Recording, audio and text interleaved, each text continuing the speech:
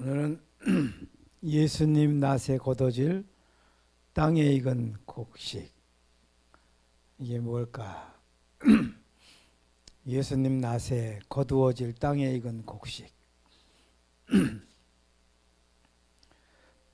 한번 읽어보세요. 말씀 본문 읽겠습니다.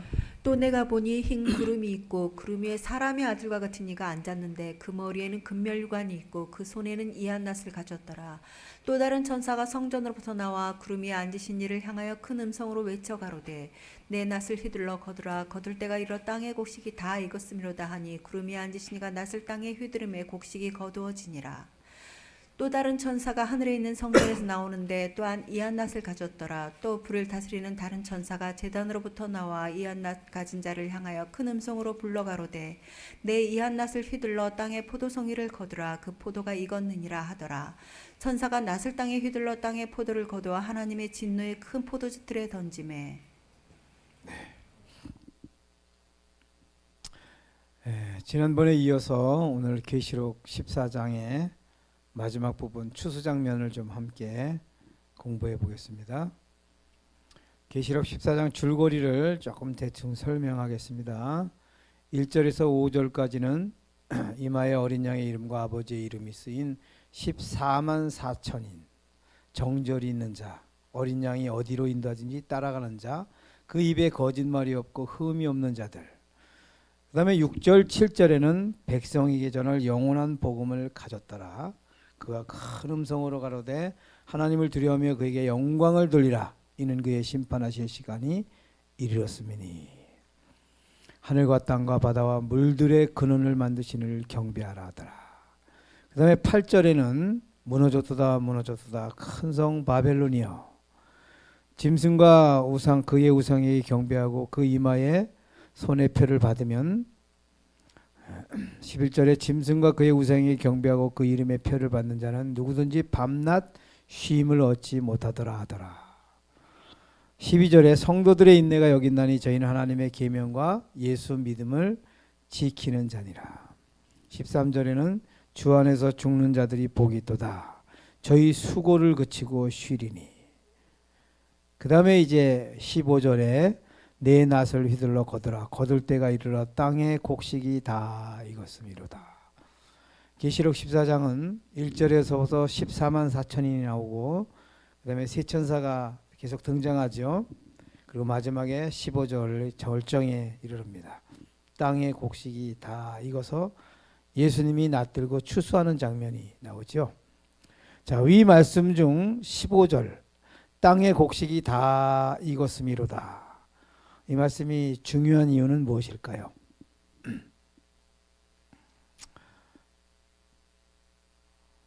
계시록 14장 추수 장면은 6천년 인류 역사 올림픽 메달 수여식이에요.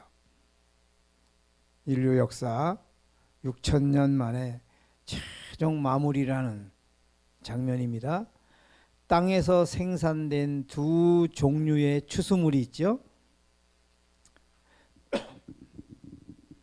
첫 번째 영원한 복음을 가진 사람이 하나님의 계명을 지키고 그 다음에 땅의 곡식이 다 익었음이로다 마무리합니다. 두 번째 부류는 그 이름의 표를 받은 자, 짐승과 우상에게 경배하는 자, 이 사람은 땅에 익은 포도송이입니다. 땅에 익은 곡식과 땅에 익은 포도송이 두 부류입니다. 영원한 복음을 가졌더라. 그 이름의 표를 받는 자, 이것은 씨앗입니다. 원인이죠. 그 다음에 하나님의 계명을 지키거나 짐승과 우상에게 경배를 하는 것은 성장이고 과정입니다. 그 다음에 열매는 땅의 곡식이 다 익었음이로다. 또는 땅에 익은 포도송이. 이것은 열매죠, 결과. 자, 첫 번째 땅에 익은 곡식은 예수님의 낫에 거둬지는 것이죠. 곡식입니다. 이 마태복음 13장에도 같이 등장하는데, 두 번째 땅에 익은 포도송이는 천사의 낫에 거둬집니다. 예수님은 여기에 관여하지 않죠. 이것을 가라지라 그럽니다. 마태복음 13장에. 두 추수물의 가시적 차이점이 있을까? 피차가 서로 알아볼 수 있을 것 같아요. 제가 우리 집사람하고 이렇게 신앙을 하는데 한 사람은 포도송이고 한 사람은 땅에 익은 곡식이라 그러면 서로 알아볼 수 있을까요? 가시적으로? 여러분 열두 정탐꾼 지난번에 저희들이 공부했죠? 12명이 출발할 때는 전혀 누가 가짜고 누가 진짜인지 구분이 안 갔어요. 그죠? 똑같이 믿음이 출중한 사람들 12명을 선정해서 갔는데 40일 정탐을 하고 돌아오는 길에 딱 두 부류로 갈라졌습니다. 가짜와 진짜, 포도송이와 땅에 익은 곡식이 다 갈라졌어요. 여러분 그 12 정탐꾼 사건은 정탐 사건은 일요일 법령이에요. 우리에게 있어서. 일요일 법령 후에 알아보면 너무 늦겠죠? 그 전에 미리 내가 포도송인지 땅에 익은 곡식인지 오늘 여러분 말씀을 통하여 확인하시길 바랍니다. 여러분은 현재 어느 부류에 속한 것 같은가? 알 수 있는 방법이 있을까? 네, 있습니다. 오늘 말씀에서 땅에 익은 곡식, 땅에 익은 포도송이, 추수에 필요한 3대 요건과 상징적 의미를 좀 알아보겠습니다. 첫 번째, 추수꾼이 필요하죠. 그죠? 추수꾼은 어떤 사람입니까? 사람의 아들과 같은, 사람의 아들과 같이, 이걸 인자라 그래요. 마태복음 24장에는 7번이 등장해요. 인자가 오리라, 인자가 오리라, 인자가 오리라. 여러분 재림의 예수님은 인자십니다. 두 번째, 추수 도구가 필요하죠. 예리한 낫입니다. 그것을 율법이라 그래요. 이 낫에 다가 걷어집니다. 세 번째는 추수물이에요. 땅에 익은 곡식. 이게 무엇인가? 또는 누구일까? 땅에 익은 곡식이. 자, 위 번호 중 가장 중대한 번호는 몇 번이에요? 3번이죠. 그러면 이건 절대적으로 중요합니다.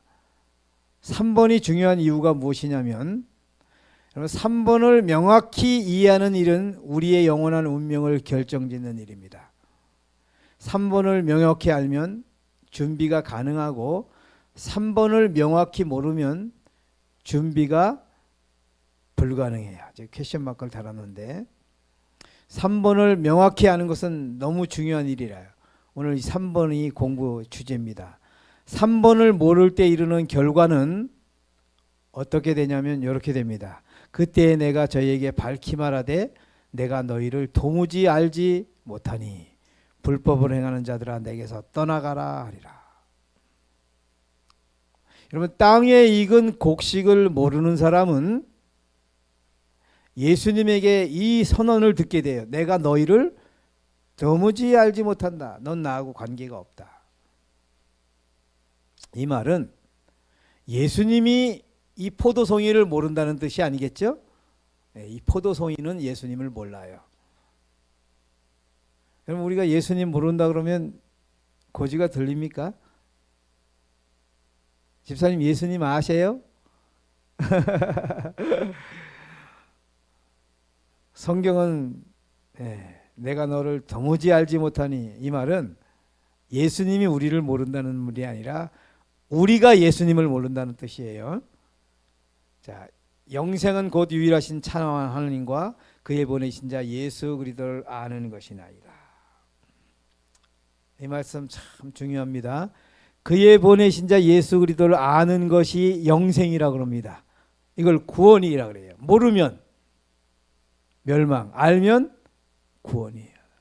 그래서 우리가 예수를 아느냐 모르느냐, 알면 구원받게 돼 있어요. 근데 모르면 구원을 못 받게 돼 있고요. 자, 이게 아는 것이 두 가지입니다. 예수를 안다 하는 것은 두 가지예요. 첫 번째 뭐예요? 그의 보내신 자 예수 그리스도. 그분의 사명을 아는 것입니다. 그분이 왜 이 땅에 오셨는가?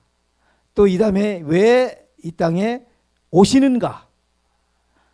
이걸 명확히 알아야 예수를 아는 겁니다. 자, 두 번째는 예수 그리스도를 아는 것은 품성, 이 개인의 인격, 그분의 사랑, 그분의 능력이 어떤 분이신가. 자, 둘 중 몇 번이 더 중요할까요? 여러분 1번이 중요할 것 같아요? 2번이 중요할 것 같아요? 네? 1번이요? 2번이요? 2번이 중요한 것 같아요? 여러분 2번은 영원토록 알아도 0.1%도 몰라요. 2번은 어차피 영원히 알아가야 되는 부분이고, 그러나 1번은 반드시 우리가 알아야 구원을 얻게 돼 있어요. 2번은 구원 얻은 다음에도 계속 알아가는 거예요. 끝없이. 상대적 차이는 있지만은 여러분 1번을 오늘 제가 힘주어서 말할 겁니다. 2번은 어차피 우리는 평생 신앙하면서 또 하늘에 가서도 영원히 알아가는 겁니다. 예수께서 왜 요한복음 17장 3절을 말씀하셨을까요? 여러분 이스라엘의 패망의 원인이 뭔지 아세요? 이스라엘의 패망, 이 세상에서 이스라엘처럼 축복받은 나라가 없는가 하면 이스라엘처럼 저주받은 나라가 또 없어요. 가장 축복받은 나라인데 가장 저주로 끝나는 나라가 이스라엘인데, 그들은 요한복음 17장 3절을 전혀 모르고 있었습니다. 전혀. 예. 시몬과 안나만 겨우 예수를 알아봐요. 여러분 요한복음 17장 3절을 모르면 구원이 없게 돼 있어요. 자, 인류 역사 4,000년, 민족 역사 그들은 2,000년, 개인 역사 일평생 메시아 예언 연구를 하면서 기다려왔어요. 메시아를. 근데 메시아가 왔어요. 성경대로. 그죠? 근데 예수를 알아보는 이가 없어요. 신학 박사서부터. 성경을 많이 연구하고 예언을 많이 연구하는 한 사람일수록 더 예수를 알아보지 못하고 결국 그들은 예수를 잡아 죽이지요. 자, 이스라엘은 초림 예수 영접을 철저히 실패했습니다. 재림교회는 재림 예수 영접을 과연 성공할까? 제 연구 주제가 이 부분인데, 여러분 이스라엘은 철저히 실패했어요. 초림 예수 영접을. 근데 그 실패한 원인을 정확히 규명해 보면 그 패턴으로 똑같이 재림교회가 가고 있다는 거예요. 그래서 오늘 제가 이 문제를 들고 이렇게 이야기하는 것입니다. 사단이 그들을 멸망시킨 무기가 뭔지 아세요? 이스라엘을 멸망시킨 무기가 있어요. 사단의 무기가 7가지가 있어요.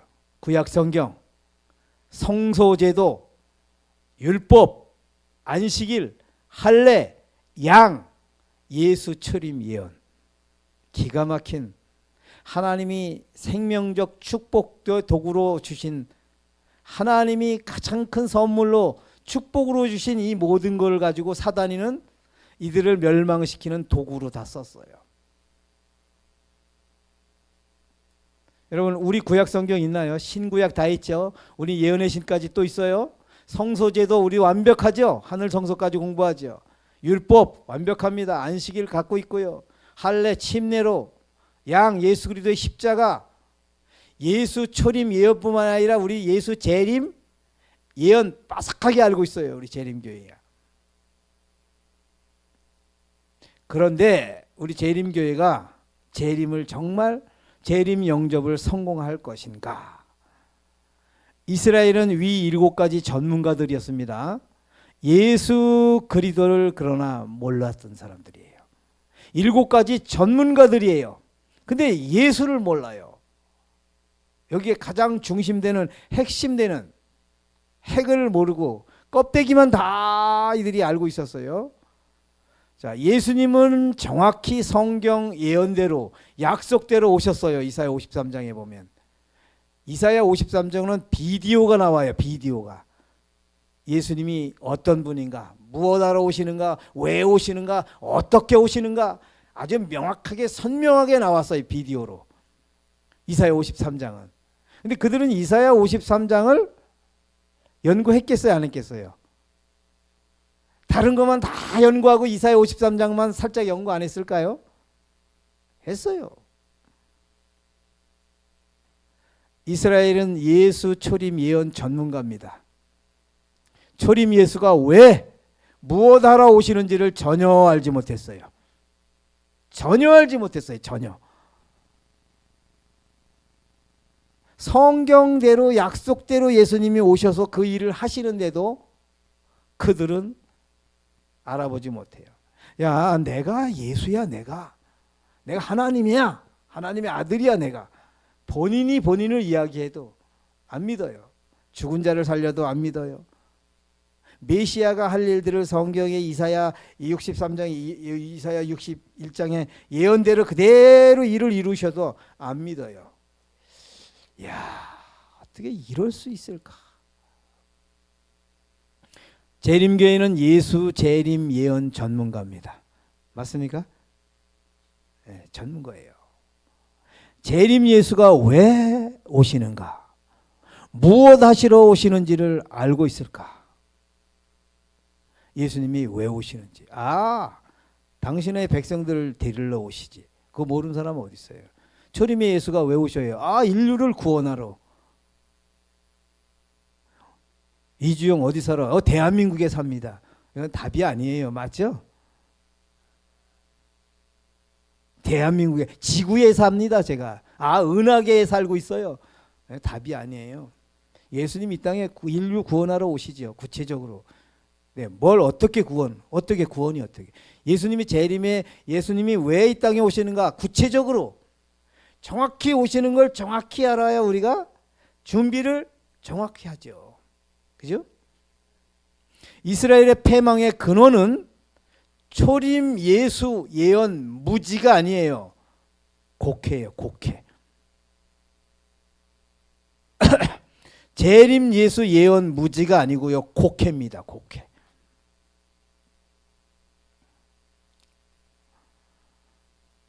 이게 굉장히 무서운 거예요. 사람의 아들과 같은 이가 왔고 이한낫을 가졌고 땅의 곡식을 다 익은 곡식을 비로 낫들고 추수하러 이 땅에 오십니다. 이게 누가요? 사람의 아들과 같으니 인자. 마태복음. 왜 인자가 오는가? 왜 인자가? 그분이 원래 이 땅에 오실 때는 그분은 신자였어요. 근데 오신 다음에 십자가에서 돌아가시고 나서 인자가 되었어요. 그럼 제가 그거 중요한 거 설명을 드리죠. 오늘 그거 다 할 수 없습니다. 어떻게 오셨는가? 이한낫을 가지고 오셨죠. 이한낫. 자, 왜 땅에 익은 곡식을 거두시러 낫을. 좀 땅에 익은 곡식이 그럼 과연 무엇인가? 오늘 이게 핵심이에요. 땅에 익은 곡식이 무엇일까? 자, 말씀에는 분명하게 땅에 익은 곡식이 명확하게 설명되어 있어요. 말씀에는. 근데 여러분 그걸 제가 짚어주고 이게 물입니다. 이게 보온 물통입니다. 이렇게 설명을 해줘도 이걸 몰라요. 희한해요. 보십시오. 땅에 익은 곡식을 오늘 제가 설명을 해요. 제가 예언을 할게요. 제가 한 달 있다가 한번 물어보면 여러분 또 원점으로 또 가요. 이게 희한해요. 이스라엘 백성들이 그래서 그렇게 몰라본 거예요. 예수님을. 자, 그러나 재림을 준비하는 사람들이 잘 이해하고 있을까?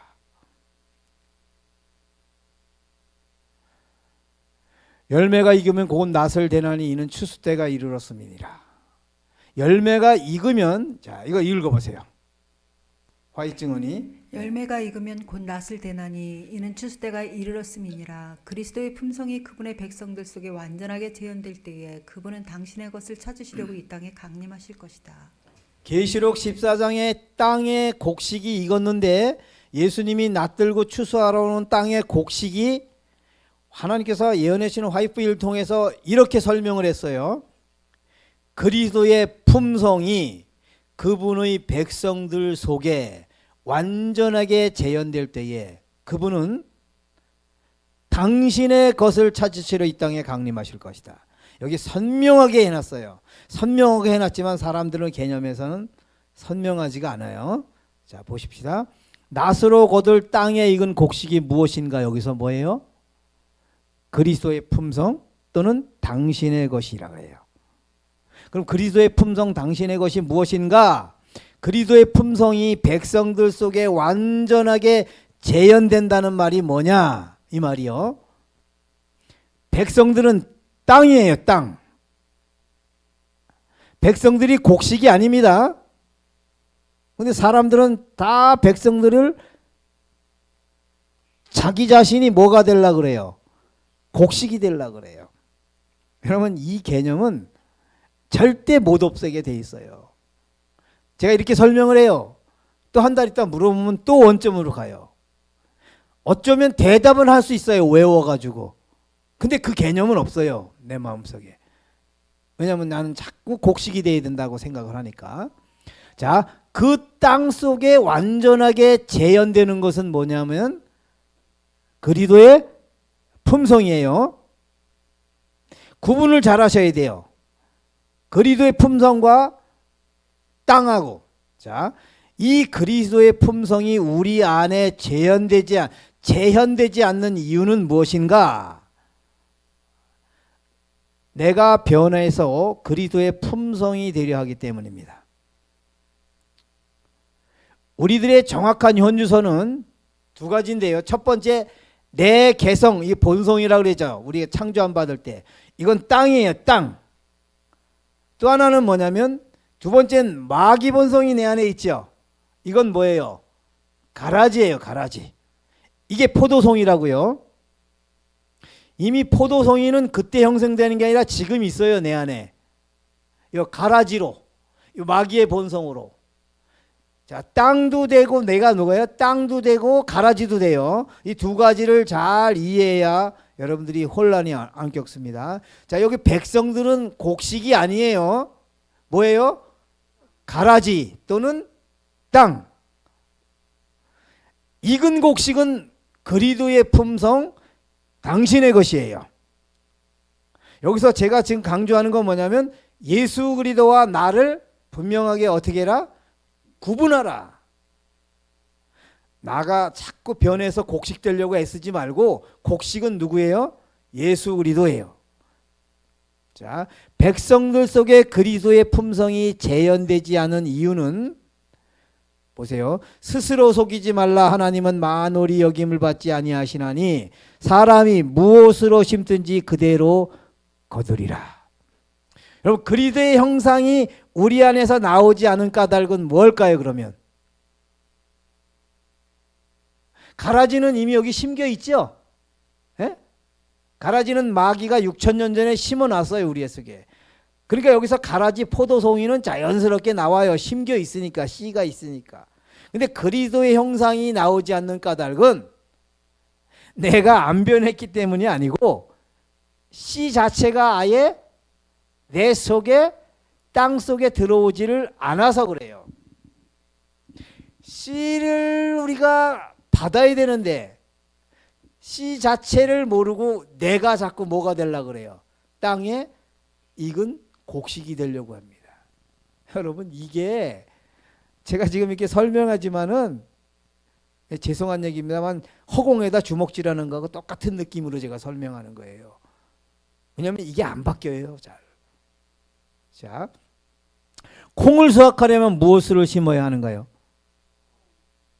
맞아요? 콩 수확하려면 반드시 콩 심어야 되죠. 팥을 수확하려면 무엇을 심어야 돼요? 팥. 여러분, 그리스도의 품성을 수확하려면 무엇을 심어야 돼요? 그리스도를 심어야 돼요. 맞죠? 불가능한 것을 가능케 하려고 하는, 이걸 뭐라 그러냐면 보십시다. 가장 큰 영적 사기, 이게 마귀적 기별이에요. 이게 마귀적 기별이 뭐냐면 예수를 닮아라예요. 내가 변해야 한다는 거예요. 누구처럼? 예수처럼. 예수를 닮아라, 이거는 아주 사단적 기별입니다. 저는 이 용어를 제일 싫어해요. 화이트 부인이 이 용어 썼어요. 근데 이 개념에 우리가 생각하는 그 개념이 아니에요. 예수를 닮아라.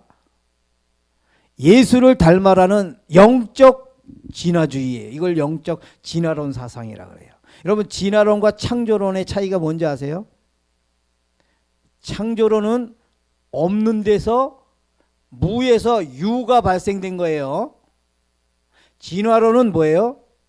어떤 물질이 아메바가 투쟁하고 깎이고 깎여서 뭐가 돼요? 나중에 원숭이가 되고 그 다음에 사람이 되었다는 거예요. 마귀 종자 포도송이가 노력하고 깎이고 인내하고 사랑하고 절제하고 선행을 많이 하고 해서 그리스도의 형상으로 바뀌는 것을 영적 진화론이라고 그래요. 진화론은 안 믿어요. 하나님이 창조하셨다 그래요. 세상은. 진화론 이야기하면 콧방귀 끼게 돼요. 비웃죠 우리가. 근데 영적 진화론 사상에는 아주 철저하게 이거 못 고쳐요 잘. 저기 춘향에 아직 저 산골에 아직 제가 논이 있어요. 춘향에 산골 따랑에 이렇게 논이 있는데 제가 올해 낯 들고 못 가요 거기. 못 갔어요. 왜 그런지 아세요? 봄에 씨를 뿌리지 않았으니까. 봄에 씨도 뿌리지 않고 내가 낯 들고 추수하러 간다 그러면 난 뭐예요? 사기꾼이에요. 사기꾼. 혹시나 하고 가면 있을까요 진짜로? 하나 정도는 있지 않을까? 하나?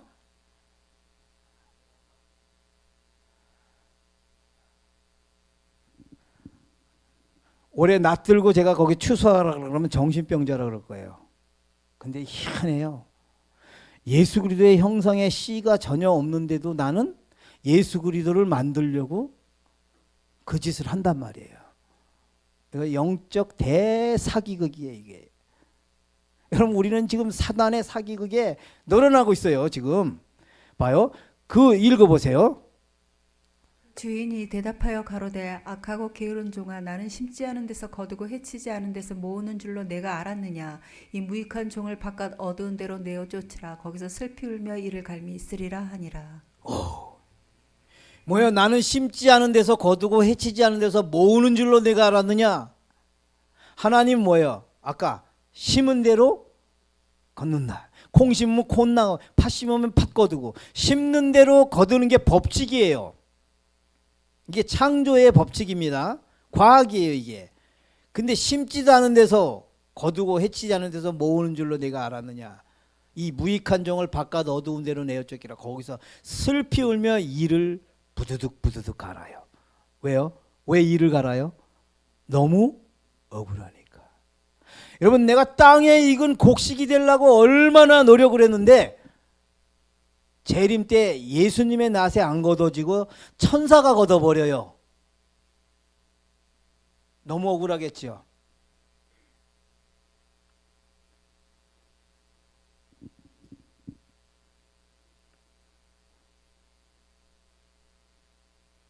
여러분 사단의 신학이 있고 예수님의 신학이 있습니다. 사단의 신학은 예수를 닮아라예요. 이거 변해라. 변해라. 여긴 예수를 품으라. 심으라. 정확하게 말하면 심으라. 자, 성령의 도움으로 행합니다. 예수를 닮으려면 내 힘으로는 안 되니까 성령의 도움으로 행해요. 여긴 뭐야? 성령의 역사로 자아를 죽입니다. 이게 뭐 비슷한 것 같지만 여러분 극과 극이에요. 이걸 염소선행이라고 그러고 이걸 양선행이라고 그러는데 제가 여기 비유를 들었습니다. 니고데모 선천적 이타심을 많이 갖고 태어났어요. 여기 한편 강도는 선천적으로 아주 이기적인 존재라고 제가 이렇게 예화를 여러분들께 설명을 하기에 여러분 지금 현대판 사람들이 있어요. 우리 재림교회 안에도 니고데모 같이 선천적으로 이타심을 많이 갖고 비교적 태어난 사람이 있습니다. 이 사람은 선행을 참 잘해요. 10번 기회가 있으면 10번 다 나누어줘요. 실제로 있어요. 제 주위에도. 근데 이쪽에 한편 강도는 선천적으로 아주 이기적인 존재야. 10번 나누어 줄 수 있는 기회가 있는데도 자기 재산도 많아. 돈도 많고 많은데도 안 나눠줘. 그러다가 자기가 이기적인 존재라는 걸 깨닫고 나누어 주기를 결심하고 기도를 간절히 하고 하나님께 매달리고 한 번을 나눠줘 버렸어요. 이 사람은 니고데모는 10번을 나눠줬어요. 전혀 시험이 안 돼. 나눠주는 게. 본성적으로 상대적 의인으로 착각하며 살아요. 여긴 절대적 죄인을 인식하며 삽니다. 안 돼요. 자기 힘으로는 나눠주는 것이. 물론 하나 나눠줘서 2개 받으려고 그러면 투자하죠. 그러나 정말 저 사람 도와줘봐야 돌아올 게 하나도 없는 걸 얘기하는 거예요. 그런 사람들에게 나누어 주겠는가. 그래서 10번 기회가 있지만 다 실패하고 한 번을 무릎 꿇고 성공을 합니다. 이걸 이쪽에 니고데모 같은 선행은 본성적 선행이라 그래요. 이건 선천적으로 타고난 유리한 기질. 여기는 뭐예요? 절대적으로 할 수 없지만 하나님께 굴복하고 자기 자신을 죽이고 자기 안에서 누가 그리스도의 의가 이 일을 했어요. 이것을 심은 거라 그래요. 심은 것. 예수 그리스도의 의를 심은 것. 여기는 한 번밖에 못했어요. 여기는 밭이 지저분해. 잡초도 엄청 많아. 근데 우리 앞에 밭 보면 밭에 풀이 엄청 많습니다. 그러나 그게 풀밭이 아니에요. 거기에 뭐가 있어요? 콩이 있어요, 여러분. 콩. 근데 이쪽 니고데모의 이 밭에는 깨끗해. 풀은 없어. 근데 씨가 없어.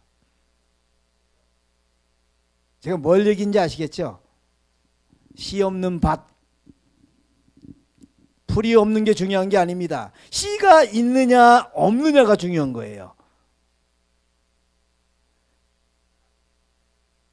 여러분, 이기적으로 이타적으로 선천적으로 타고난 기질을 아무리 발휘해도 이걸 염소선행이라고 그래요.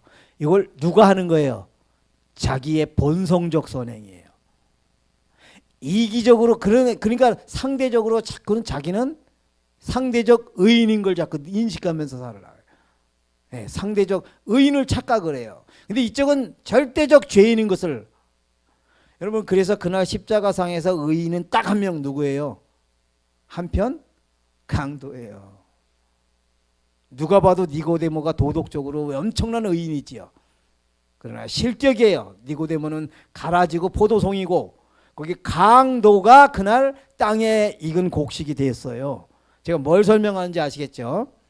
보세요. 믿음으로 말미암는 의란 무엇인가? 그것은 인간의 영광을 티끌 속에 묻어버리고 인간이 죽는 거예요. 완전히 죽고 인간이 할 수 없는 일을 인간을 위하여 대신해 주시는 하나님의 역사이다. 여러분, 이쪽 절대적으로 자기는 선행을 0.1%도 할 수 없다는 걸 깨달은 사람은 성령의 능력을 힘입어서 무엇을 행한다가 아니고 성령의 능력을 힘입어서 나는 어떻게 한다? 죽고, 이쪽은 행하고. 여러분, 행하는 능동적 사람과 죽는 완전 수동적 사람하고는 달라요. 그게 그거지 아니에요. 이쪽은 완전히 아무것도 스스로 할 수 없다는 걸 깨닫고 해봐야 그게 마귀적 선행이라는 것도 깨닫고 자기를 온전히 성령의 역사에 굴복하고 자기를 죽이는 거예요. 성령은 우리의 품성을 절대 바꿔주지 않아요. 제가 이거 굉장히 강조합니다. 성령은 나를 바꿔주는 분이 아니고 나를 죽여주시고 내 안에 예수를 재창조해 주시는 분. 제가 이 설명하려고 이렇게 길게 한 겁니다. 보십시다. 자신을 포기하는 것, 이것이 그리스도 가르침의 요지다. 요지 뭐예요? 요지는 한마디로 말하면 뭐다? 예수님이 그렇게 많이 가르쳤는데 그게 다 뭐다? 한마디로 말하면 자기를 포기해. 너 죽어라. 제발 너가 뭐 하지 말어. 죽어. 넌 할 수 없어. 죽어. 죽으면 내 안에서 뭐가 일어나요? 재창조가. 이게 그리스도의 가르침의 요지예요. 여러분, 예수님은 이렇게 해라 저렇게 이렇게 막 하는 것 같지만 아니에요. 예수님의 가르침 한마디로 너 아무것도 없어서 죽어. 그러면 네 안에서 내가 해줄게. 자, 우리 안에 그리스도의 품성을 수확하려면 어떻게 돼요? 그럼 하나님의 영상을 거두려면 여러분, 봄 없는 가을 맞이는 농업 사기꾼이에요. 벼도 안 심고 낫 들고 논에 가면 이거는 정신병자 아니면 그렇게 할 수 없죠. 봄 없는 가을 맞이, 초림 없는 재림 기대, 영적 사기꾼입니다. 여러분, 지금 위기예요. 위기. 재림기의 위기. 초림이 없는 재림. 씨가 심겨지지 않은데 수확을 하려고 그래. 농부에게 가장 중요한 게 뭔지 아세요? 농사 짓기 시작하기 전에? 종자 확보예요. 맞죠? 종자를 확보해야 돼. 종자를 확보해야 농사를 지을 수 있어요. 여기 뭐요? 이스라엘 역사가 우리의 거울이라 그래요. 또한 말세를 만난 우리의 경계로 기록했다. 이스라엘은 우리의 거울이고 우리들의 현주소입니다. 여러분, 거울을 보면 내 눈에, 내 코에, 내 얼굴에 뭐가 묻었는지 안 묻었는지 현주소를 정확하게 알 수 있죠. 머리 가르마가 삐딱해졌다. 예. 거울, 이스라엘 역사를 보고 우리의 현주소를 읽으라 이 소리예요. 말씀이. 그들은 모조복음으로 세상을 속였다. 그들은 세상을 멸망시키는 일에 사단의 대리자가 되었다. 하나님께서 진리의 기둥과 터가 되도록 부르신 백성이 사단의 대리자가 되었다. 세상을 구원하는 하나님의 대리자로 삼았는데 그들은 세상을 멸망시키는 사단의 대리자가 되었대요. 뭘로요? 모조복음으로. 여러분, 그들이 외친 거 100% 다 모조복음이에요. 하나님이 주신 건 다 진리인데 사단이 그걸 다 모조복음으로 바꿔놨어요. 양도 바꿔놨어요. 성소도 다 바꿔놓고, 예? 율법도 다 바꿔놓고, 안식일도 다 바꿔놓고 다 바꿔놨어요. 그래서 그들이 7가지 그 축복들 때문에 그들이 멸망받아요. 희한해요. 뿐만 아니라 다른 사람을 죽이는 사단의 대리자가 되었대요. 여러분, 이스라엘 역사를 반복할 것이다. 화이트인이 9번 썼다 그래요. 이 교회 증언에. 여러분, 역사적으로 4,000년, 민족적으로 2,000년, 개인적으로 일평생 메시아 초림 연구하고 기다려왔는데 예수님이 성경 예언대로 정확히 오셨는데 그들은 성경으로 예수님과 대조하여 거짓 메시아로 판정하고 죽입니다. 성경대로 오셨는데 그들은 성경으로 대조해서 아니래요. 무엇이 그들을 저렇게 만들었는가? 이게 중요하겠죠. 무엇이? 보세요. 그의 보내신 자 예수 그리스도를 전혀 모르는 자들이었어요. 이들은. 예수에 관하여 공부를 그렇게 많이 했는데도 실제 예수를 모르는 자들입니다. 어떻게 이 일이 가능할까? 여러분, 습관은 본성보다는 10배나 강하고 지성과 이성으로도 이길 수 없다. 습관은 제2의 천성으로서 제1의 천성을 완전히 파괴한다. 제가 왜 이 말을 소개하냐면 보십시다. 관습적 사고, 사상, 고정관념, 이게 유전사상이고 유전신앙이고 유전교육이에요. 그들이 선조로부터 조상으로 계속 유전 내려오고 그래서 메시아가 원래 성경대로는 이렇게 메시아가 오게 돼 있는데 그들이 마귀가 이런 예수를 기다리도록 해놨어요. 그래서 침례 요한까지도 이 예수를 기다려야 되는데 이 예수를 기다리는 거예요. 마이크 같은 예수. 이해하세요? 그러니까 헷갈리는 거예요. 오실 그이가 당신이 오니까 우리가 다른 일을 기다려. 우리가 기다리는 메시아 상은 이건데 예수님은 자꾸 이 일을 하고 있거든. 그러니까 안 맞잖아요. 성경하고.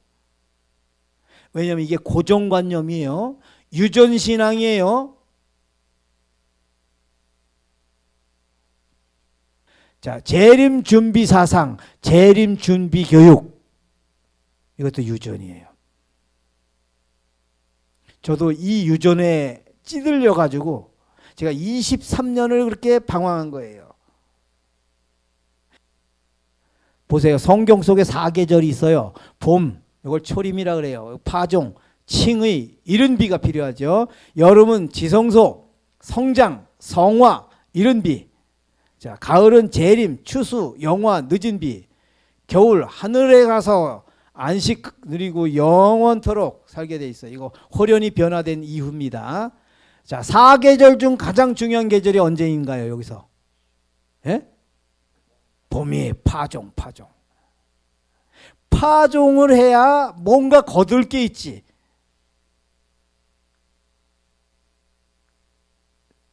제가 지난번에 몇 년 전에 농사를 짓는데 이제 하우스 비늘이 다 벗겨졌어요. 그래서 거기 하우스 자리에는 옥토잖아요. 하우스 했을 때는 거름층이 깊어요. 거기다 고추를 심어놨어요. 한 10대 포기를. 근데 너무 바빠가지고 한 번도 못 가봤어요. 그래 풀이 제 키보다 더 컸어요. 풀이. 그래서 풀을 씹어들면 안 되잖아요. 그래서 예초기를 이제 빌라고 예초기 들고 가는데 그 안에 불긋불긋한 게 있어요. 뭐야? 고추가 그 안에 있는 거예요. 여러분 고추가 잘 달렸어요. 그게. 여러분 풀밭이 풀이 아무리 많아도 고추 씨가 들어가니까 거기서 뭘 걷어내요? 고추를 걷어내요. 여러분 그게 고추밭이에요? 풀밭이에요? 그걸 고추밭이라 그래요. 파종이 이렇게 중요한 거예요. 근데 재림교회가 지금 똑같이 이스라엘과하고 파종이 없어요. 파종이. 가을은 있는데 봄이 없어. 이게 심각해요. 자, 봄은 씨를 받는 밭의 운명이 결정되는 때입니다. 여러분 콩을 받으면 콩밭이 되고 팥을 받으면 팥밭이 돼요. 그죠? 가라지를 받으면 가라지밭 이미 받아 있죠. 여기 예수를 받으면 예수밭이 돼야 돼요. 여러분 예수밭이 되어야 재림의 예수가 낯들고 오지. 재림농원에 천사만 보내면 되겠어요? 예수님이 낯들고 오셔야지. 자, 재림성도 현주소는 시기적으로는 이미 늦가을이에요. 시기적으로는. 근데 상태적으로는 아직 씨가 없는 밭이야. 가라지밖에 없어요. 이게 심각한 겁니다. 읽어보겠습니다. 복음 사업의 시초에 귀중한 씨앗의 발화를 위하여 성령을 부어주심으로 이른 비를 주신 것처럼 그 사업의 종말에는 늦은 비를 주셔서 추수할 곡식을 무르익게 하실 것이다. 여러분 이른 비가 하는 일은 뭐예요? 발화, 성장. 그 다음에 늦은 비는 무르익게 하는 겁니다. 근데 발화도 없고 성장도 없는 씨도 없는 데다가 늦은 비 내리면 어떻게 돼요?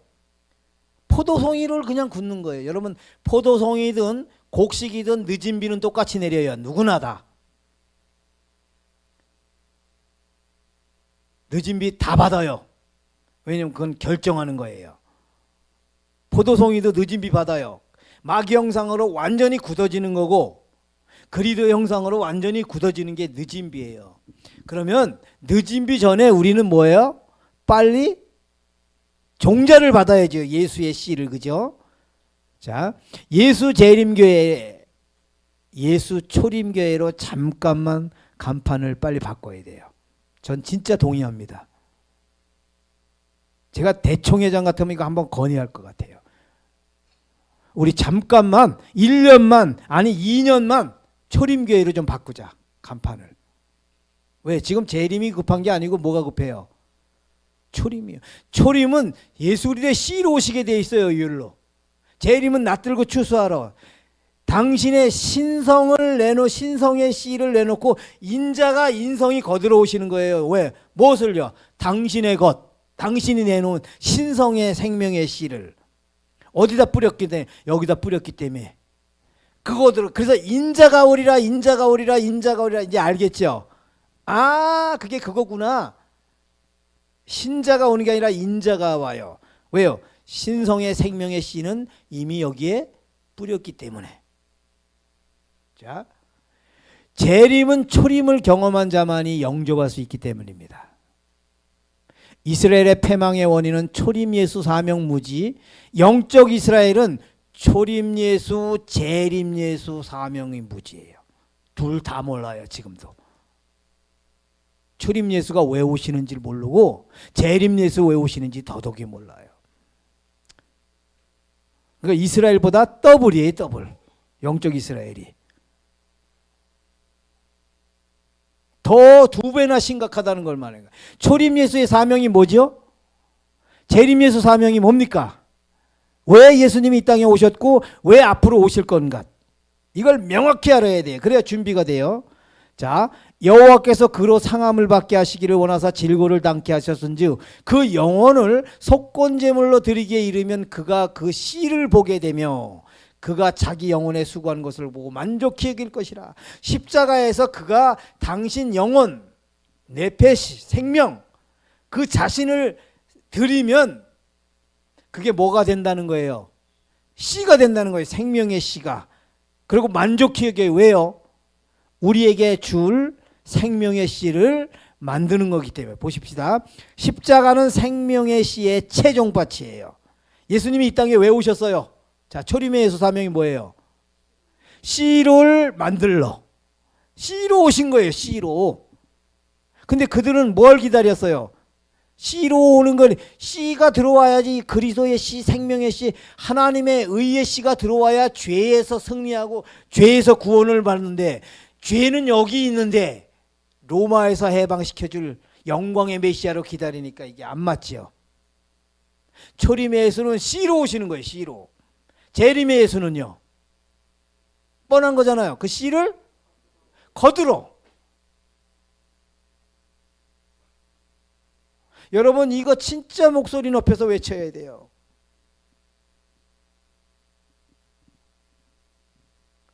초림의 예수가 씨로 오시는 거고 재림의 예수는 그 씨를 거두러 오시는 거예요. 이걸 알아야 씨를 받지 준비하잖아요. 그죠? 예수님이 낯들고 벼비러 오시나요? 아니잖아요. 내가 진실로 너에게 이르노니 한 알의 밀이 땅에 떨어져 죽지 않으면 그대로 있고 죽으면 만을. 여기 밀알이 누구예요? 예수 그리스도예요. 자, 읽으세요. 크게. 예. 자신의 생명을 그대로 보존하는 밀알은 열매를 생산하지 못한다. 그것은 홀로 살 뿐이다. 만일 원하기만 하셨다면 그리스도께서는 죽지 않으실 수 있었다. 만일 그분께서 그렇게 하셨다면 분명히 그분 홀로 사셨을 것이다. 그분은 인간 자녀들을 하나님께 인도하실 수 없었을 것이다. 당신의 생명을 드림으로써 그분은 인류에게 생명을 나누어 줄 수 있었다. 오직 땅에 떨어져 죽으심으로써 그분은 거대한 수학, 즉 모든 민족과 종족과 박군과 백성 중에서 하나님께 구속함을 받은 큰 물의 씨앗이 되실 수 있었다. 이게 영원한 복음이에요. 영원한 복음은 그가, 그죠? 하늘과 땅과 바다와 물들의 근원을 만드시는 경배하다를 하면서, 그죠? 거대한 수학, 즉 모든 민족과 족속과 방언과 백성 중에서 하나님께 구속함을 받은 큰 무리에 뭐가 될 수 있었다? 씨앗이 될 수 있었다. 이 씨앗이 영원한 복음이에요. 여러분, 예수님은 이 땅에 씨앗을 주러 오셨어요. 씨앗을 만들러 오셨어요. 다 이루었다란 무엇인가? 예수께서 가라사대 다 이루었다 하시고 머리를 숙이시고 영원히 돌아가시니라. 자, 예수께서 큰 소리로 불러가라사대 아버지여 내 영혼을 아버지 손에 부탁하니다. 영혼 나오지요. 영혼이 뭐냐면 네페시예요. 네페시. 헬라로. 그 자신, 그의 생명. 이 영혼을 드려요. 뭘로요? 생명의 씨앗으로. 누구에게요? 우리 모두에게. 자, 그 영혼을 속건조물로 드리기에 이르면 그가 그 씨를 보게 되며. 다 이루었다는 씨앗 농사를 뭐 했다? 끝냈다. 33년 반 동안 씨앗 농사를 끝냈다 이거예요. 다 이뤘다. 씨를 완벽하게 만들었다. 누구에게 줄 것? 큰 민족들에게, 우리 모두에게 줄 것. 이걸 영원한 복음이라 그래요. 자, 영생은 유일하신 하나님과 그의 보내신 자 예수 그리스도를 아는 것이나, 분명히 그랬어요. 여기. 자, 예수님이 안다는 게 뭐냐? 예수님의 생애는 미랄, 생명의 씨를 만드셨어요. 33년 반 동안. 십자가는 그 미랄, 생명의 씨가 땅에 떨어져 죽음, 최종밭입니다. 부활은 뭐냐? 미랄들, 생명의 씨들을 아버지께 받습니다. 십자가에서 생명의 씨 하나를 내놔요. 그 다음에 하나님께서 그 생명의 씨 하나를 가지고 무수한 생명의 씨로 만들지요. 씨들로. 왜요? 우리 모두는 복수니까. 그때 십자가에서 한 알의 미랄, 생명의 씨가 떨어져 땅에 떨어져 죽으면서 그 열매가 수없이 많아요. 누구만큼 많아야 돼요? 구속받을 사람 수만큼. 그래서 밀알들로 부활을 하죠. 밀알이 한 알의 밀알이 밀알들로 하나님이. 그래서 예수님이 그 생명의 씨들을 아버지께 받아요. 왜 받아요? 우리에게 나누어 주려고. 자, 승천은 뭐냐면 그 밀알들 생명의 씨들을 율법 앞에서 인증을 받아요. 이건 무죄 유기농 씨앗이다. 이 씨만 들어가면 죄에서 승리한다 못한다? 한다. 이 씨가 들어가면 마귀 본성을 정복한다. 예수님이 정복하셨죠. 34년 동안. 그 생명의 씨, 그 품성의 씨, 그 의의 씨. 그래서 이 씨를 받으면 우리도 죄에서 승리할 수 있다. 이거예요 지금. 자, 지성소는 뭐냐면 밀알들 생명의 저장고예요. 지성소에 만낭아리가 있죠. 대리점이라 그래요. 십자가는 공장이에요. 생명의 씨앗 공장. 지성소에는 대리점이에요. 나눠주는. 자, 이른 비는 밀알들 집배원 가라지를 제거하고 발화시키고 성장시키고 열매를 맺게 합니다. 이게 이른 비예요. 씨가 있어야 비가 필요한 거예요. 근데 씨도 없는데 세상에 자꾸 성령 자꾸 성령 충만 운동 그거 백날 해봐야 소용없어요. 그거 안 돼요. 성령 충만은 씨만 가지면 성령은 자동으로 거기에 오게 돼 있어요. 성령은 씨를 발화시키려고 있는 건데 맞잖아요. 예. 자, 늦은 비는 밀알들 열매를 굳힙니다. 모든 가라지 둘째 사망시키고, 그죠? 자, 재림은 밀알들 낫으로 추수하러 오십니다. 영원한 안식으로. 여러분, 요것을 아는 것을 예수 그리스도를 안다 이 말이에요. 이해하셨죠? 여러분, 예수님이 우리를 위해서 왜 생애하셨다? 십자가에서 왜 돌아가셨다? 왜 부활하셨다? 왜 승천하셨다? 지성소에서 왜 지금 뭐하다고? 이른 비가 왜 주어지는가? 늦은 비가 왜 주어지는가? 재림에 예수님이 낯들고 왜 오시는가? 알지요? 다. 이제 좀 선명해졌죠? 여러분, 요거를 아는 것을 예수 그리스도를 안다 그래요. 요걸 알면 준비를 하면 되겠죠, 이렇게. 그죠? 근데 요걸 모르면 준비가 안 이루어지겠죠. 알아도 준비하기가 힘든 판국에 모르는데 어떻게 준비가 이루어지겠어요? 지금은 늦은 비 기다리는 때가 절대 아닙니다. 이른 비에 온전한 굴복을 하고 미라를 빨리 심어야 돼요. 이것만 농사를 지면 늦은 비는 하나님이 자동으로 내리게 돼 있어요. 우리가 늦은 비 간구할 필요가 없어요. 우리가 할 거는 성령 하나님 내 안에 씨를 발화시키고 성장시키고 이것만 우리가 간구해야 돼요. 자, 이제 마무리를 합니다. 너희가 거듭난 것이 썩어질 씨로 된 것이 아니야. 뭐다? 썩지 아니할 씨로 된 것이. 자, 하나님께서 난 자마다 죄를 짓지 아니하는 이는 하나님의 씨가 그 속에 거하며 하나님의 씨가 그리스도의 씨예요. 자, 거룩한 파종자께서는 영생의 열매를 맺게 하기 위해 우리의 심령에 씨를 뿌리신다. 읽으세요. 이 씨가 뭔가 읽으세요. 네. 그는 밭에 씨를 뿌리는 자와 마찬가지로 하늘에 진리의 씨를 뿌리러 이 땅에 오셨다. 자, 진리의 씨, 씨를 뿌리신다. 씨, 하나님의 씨, 썩지 아니할 씨. 이 씨가 뭐냐? 한마디로 읽으세요. 씨를 뿌리는 자는 자기의 씨를 뿌렸다. 자기가 누구예요? 예수님. 예수래요. 예수는 아까 있죠? 생명의 씨, 의의 씨. 여러분, 우리가 이걸 필요한 걸 예수님이 아셔요. 여러분, 우리를 진화하지 않어요. 하나님 우리를 진화하지 않아요. 창조하죠. 마귀 형상 갖고 하나님의 형상을 만들지 않아요. 절대.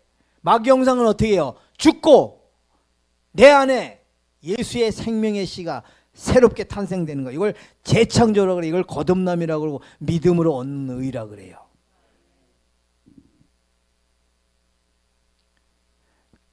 읽으세요. 자기의 육신으로 심는 자는 육신으로부터 썩을 것을 거두고 성령으로 심는 자는 성령으로부터 영생을 거두리라. 자, 여기 육심으로 심는 게가 있고 성령으로 심는 게 있습니다. 두 가지요. 자, 육으로 심는 거 읽으세요. 그리스도께서는 우리 몸의 조직 속에 죽음의 씨앗을 결코 심지 않으셨다. 사단이 아담을 유혹해서 선악과를 먹게 하고 하나님을 배역하게 했을 때 바로 이 죽음의 씨앗이 심겨진 것이다. 예, 이 죽음의 씨앗, 육신으로 심은 것, 이게 마귀 본성이에요. 이게 포도송이고 가라지입니다. 자, 그러면 성령에, 읽으세요. 성령으로 심는 자. 성령의 역사로 말미암아 일어나는 심령의 성화는 그리스도의 본성을 사람 속에 심는 것이다. 명확하죠? 성령이 뭐 하신다고요? 성령의 역사가 뭔 일이라고요? 그리스도의 본성을 사람 속에 심는 건, 우리 속에 그리스도의 본성을 심으러 오신 성령인데 우리는 자꾸 성령 하나님 그리스도의 본성 필요 없어요. 나를 조금만 도와줘요. 내가 선행을 하게. 내 품성을 조금만 바꿔줘요. 나도 노력할 테니까. 이러고 있어요. 여러분, 그 기도 백날 드려도 응답 없어요. 제 23년 동안 드렸어요. 그 기도. 한 번도 응답 안 해주셨어요. 그래서 제가 너무 감사해요. 지금은. 왜? 마귀 형상 갖고 아무리 노력해서 그리스도 형상이 되나? 안 되죠. 마귀 형상은 노력하는 게 아니고 죽는 길 외엔 다른 길 없어요. 죽어야 산다. 여러분, 신앙은 죽어야 사는 거예요. 성령은 우리를 돕지 않아요. 죽이시는 분이지.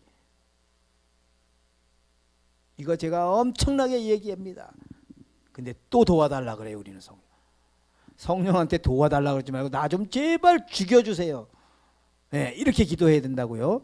그리스도인 생애는 옛것을 변경하고 개량하는 것이 아니라 본성을 변화시키는 것이다. 자신과 죄에 대하여는 죽고 전적으로 새로운 생명이 나오는 것이다. 새로운 생명이 누굽니까 이게? 예수 그리스도예요. 또 내가 보니 흰 구름이 있고 구름 위에 사람의 아들과 같은 이가 앉았는데 그 머리에는 금면류관이 있고 그 손에는 이한낫을 가졌더라. 또 다른 천사가 성전으로부터 나와 구름 위에 앉은 이를 향하여 큰 음성으로 외쳐가로되 내 낫을 휘둘러 거두라. 거둘 때가 이르러 땅의 곡식이 다 익었음이로다 하니 구름 위에 앉으시니가 낫을 땅에 휘두르매 곡식이 거두어지니라. 당신이 내놓은 생명의 씨를 거두러 낫 갖고 오시는 거죠. 자, 땅에 익은 곡식의 씨앗을 어디서 구해야 하겠는가? 어디서 구해야 돼요? 이게 영원한 복음을 가졌더라. 영원한 복음을 뭐예요? 심었더라. 다 같이 읽으세요. 시작. 영원한 복음을 심었더라. 여러분, 영원한 복음을 심어야 거기서 땅에 익은 곡식이 되는 겁니다. 영원한 복음이 누구예요? 예수 그리스도의 생명의 씨. 이게 영원한 복음이에요. 그래서 영원한 복음을 가졌더라. 계시록 6장 7절에 나오죠.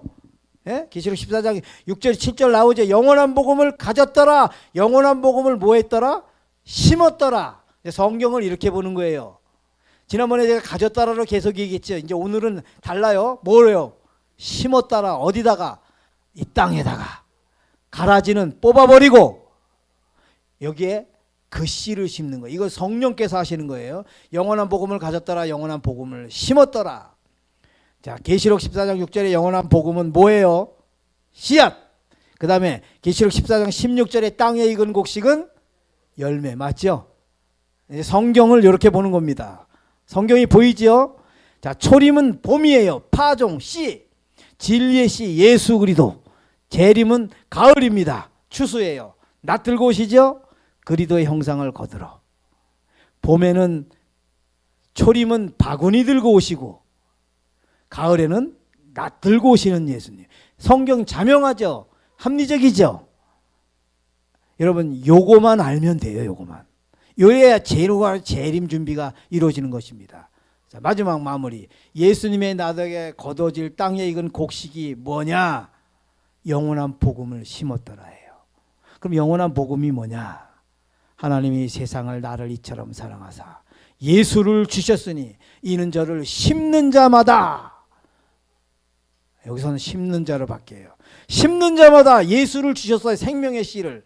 심는 자마다 멸망치 않고 영생을 얻게 하려 하십니다. 심는 자마다 재림의 예수님의 낫에 거둬진다는 것입니다.